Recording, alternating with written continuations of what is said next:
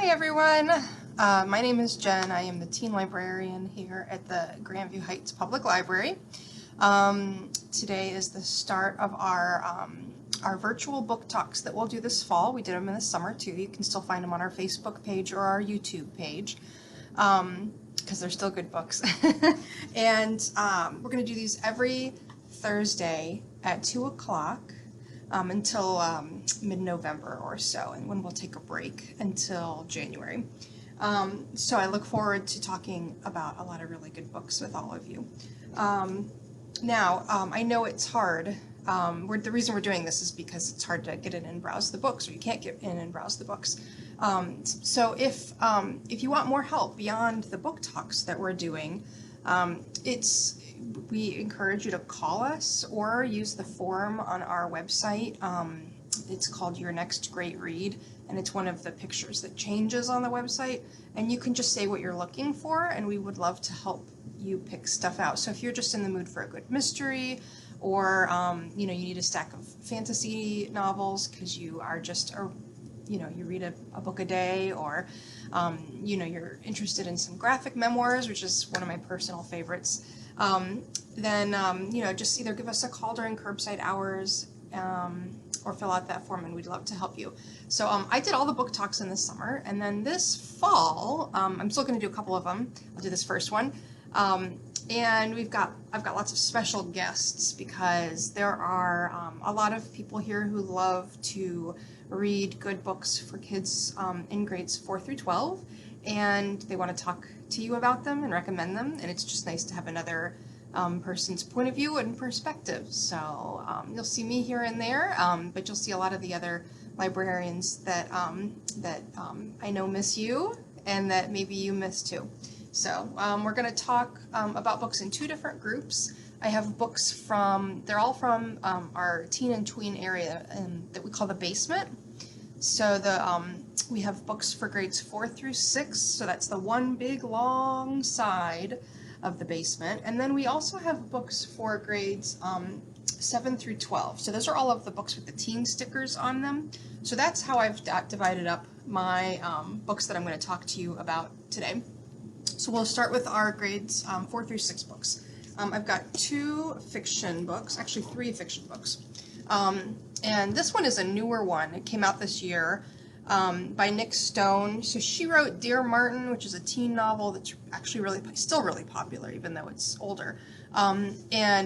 She's just a great storyteller in general. But this is a book about a young man who he gets in trouble at school. He's 11 years old. He gets in trouble at school, and it's not the first time he's gotten in trouble at school, and so he's suspended, and he's also has to stay at home. He's grounded. So then his grandmother offers him an opportunity to go on an RV trip with him or with her.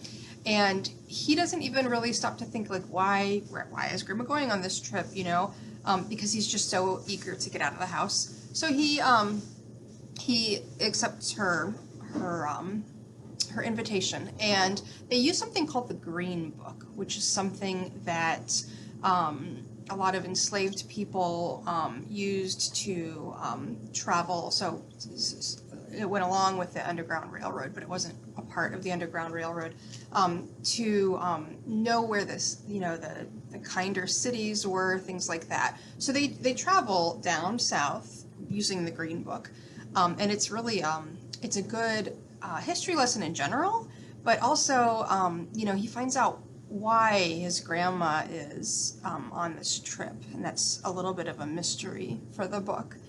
Really good story.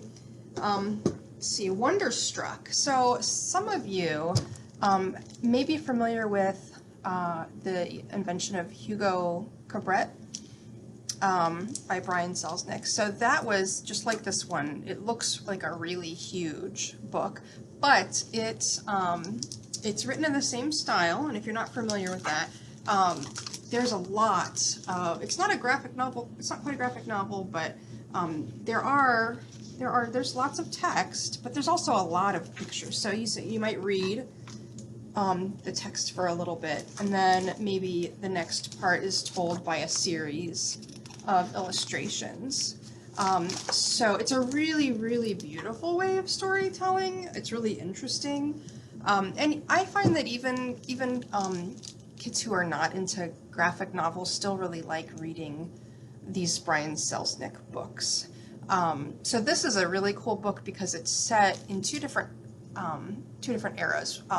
The story goes back and forth between a girl in the 70s and a boy in the 20s.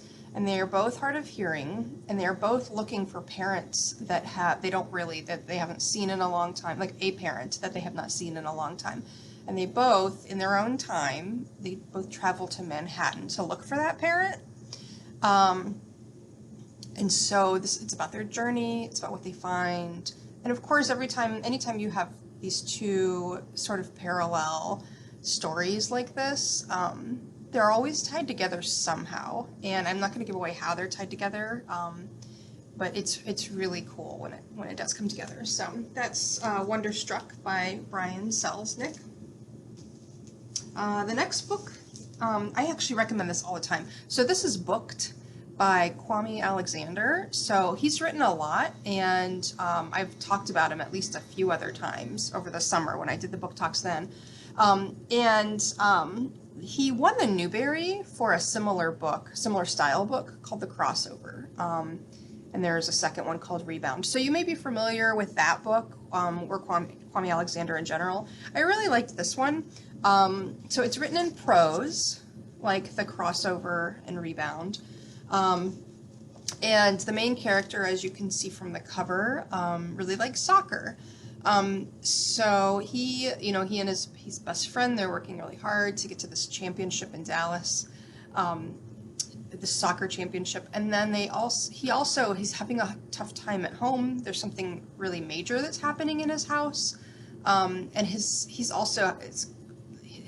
is my personal favorite, although the character isn't that fond of it. His dad actually wrote a dictionary, so he makes him learn a new word every day. So that's kind of fun and kind of funny for a librarian. And also excuse me. So that's neat for a librarian, but it's also, it's part of the story, and it's sort of part of his really complex relationship with his dad. But then there's also a really cool school librarian in the book, and of course I love that. But he actually is the main character's favorite person.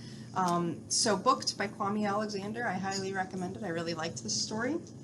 And then our last book for grades 4 through 6 is, it's actually put out by Lonely Planet, which, you might know them from the travel books that they have. They have some good travel books for, of course, a lot of people know the adult ones, but they have good travel books for kids too. And this is called Myths and Legends of the World. And it's tales from all over, and it's organized by sort of area of the world. So not necessarily continent, but sort of Oceania is one area. The Americas, so North, South, and Central Americas, is another area. The Arctic is another area. So different areas of the world, because a lot of those areas sort of share common stories or similar stories. So there are a lot of really beautiful stories in here. There's some really cool creation myths and origin stories, like how did the sea start, or where did the sea come from? And there's some that you'll recognize in here, like there's a little bit of Greek mythology.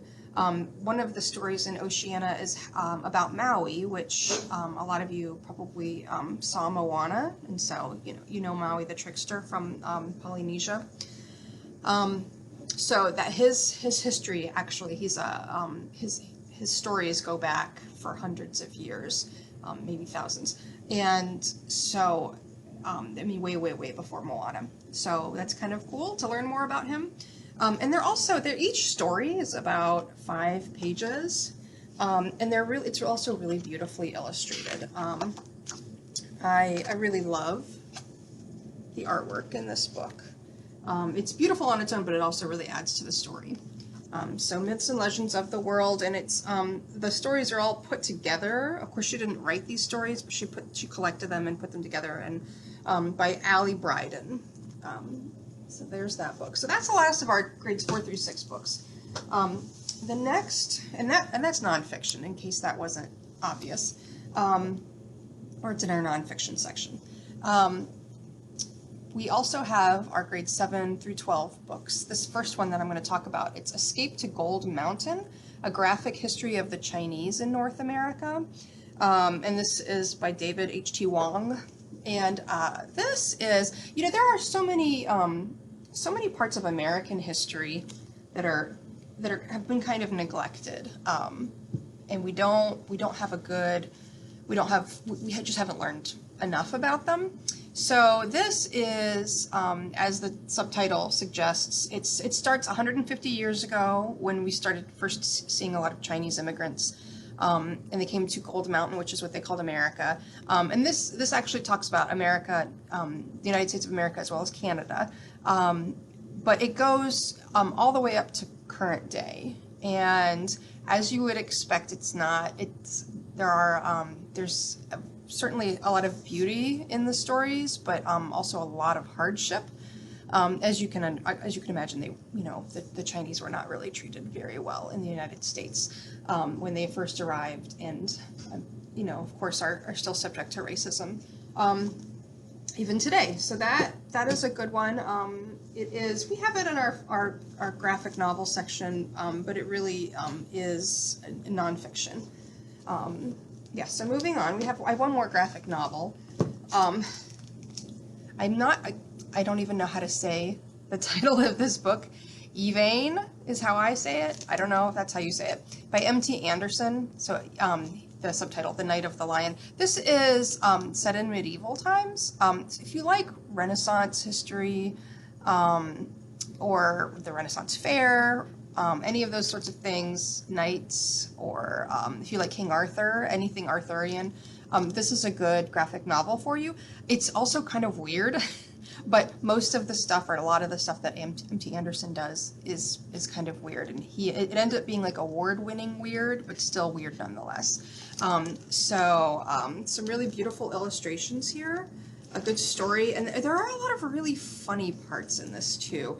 M.T. Anderson spends some time sort of poking fun at some of the way women were treated, for example, in history in this book. And so, yes, it's just basically about just a knight in the medieval times, and I really liked it, even though I don't feel like I understood it all the time. But that's okay. You don't always have to understand what you read to like it. The next two books I have, they're both novels. This one you may recognize, Simon versus the Homo Sapiens Agenda. So this was it's a really good book, and it was made into a movie called Love, Simon. So maybe you saw that, or maybe you heard of it, maybe you want to see it. I always recommend reading the book before you see a movie if you are interested in reading the book, rather than the other way around, because there's always so much more that goes on in the book. They just can't fit it all in the movie. But this is about a kind of a pretty average high school kid. He's gay, and but he's not out at school, and he ends up getting sort of blackmailed by someone at school. He doesn't know who it is, saying, if he needs to do these things or else he's going to be that this blackmailer is going to out him. So it sounds darker than it is, and I mean, there's definitely some struggle in the novel, but it's funny and it's sweet, and it's a really good story, and I really liked it a lot. And there are other sort of sequels and companion books as well, and they're all really good. Becky Albertalli, the author, she's just fantastic. I really like her. And then the last book we'll talk about is really good for because we have Halloween coming up, and this book is just kind of creepy and weird. And it's called The Hazel Wood by Melissa Albert. There's a follow-up book that just came out too, so if you really like it, you could check that out as well. And if you like fairy tales at all, especially like the really dark